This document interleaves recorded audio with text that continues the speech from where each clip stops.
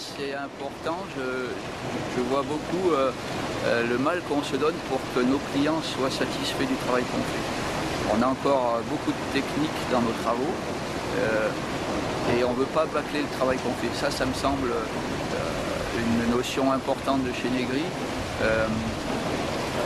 On a Pascal Chaban qui s'occupe de tous les travaux, qui ne va pas s'attacher qu'au contrat. Il va d'abord s'attacher à la réussite d'un projet. Même si le contrat décrit des failles, il ne va pas s'engager dans les failles pour faire mousser son marché. Alors, il faut qu'on gagne de l'argent parce que la philosophie de Negri, c'est de gagner de l'argent quand même. Sans argent, on n'investit pas et l'actionnaire n'est pas content. Mais les marchés doivent être faits et bien faits, à la satisfaction du client. Bon, je vais vous dire quelque chose que n'importe quel entrepreneur vous dira, mais je le dis sincèrement, c'est peut-être pas forcément le cas de... On est sincèrement appliqué à bien faire les ouvrages. Voilà. Quand je dis appliqué à bien les faire, c'est à bien les construire et à bien les concevoir. Donc même si les cahiers des charges ne parlent pas forcément de durabilité ou des points qui ne sont pas forcément importants pour le client ou qu'il n'a pas forcément vu, bon, on essaye à chaque fois que c'est possible de faire un petit peu mieux que ce qu'on devrait peut-être bêtement sur le papier ou sur le contrat pour faire un bon ouvrage. Bon, ça c'est vrai en France et c'est vrai là-bas. On essaye de l'amener là-bas. Bon, suivant les pays et suivant les ouvrages qu'on fait, il n'y a pas forcément de culture locale de ces ouvrages-là. Donc on a ce rôle de conseil qu'on essaye de mener à bien et voilà, pour bien satisfaire à la demande et pas forcément juste au cahier des charges et aux clients. Donc plus ça va, plus c'est gros en fait. Voilà.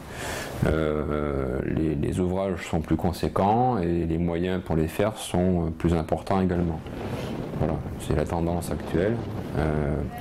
Et avec des outils différents aussi également, puisque là on est passé avec des pontons qui ne flottent plus mais qui s'élèvent au-dessus de la mer. Donc c'est des outils un petit peu différents, plus ça va, plus on sort des digues, et plus on fait des ouvrages conséquents avec des pieux plus lourds, des marteaux de battage plus lourds, des grues plus grosses.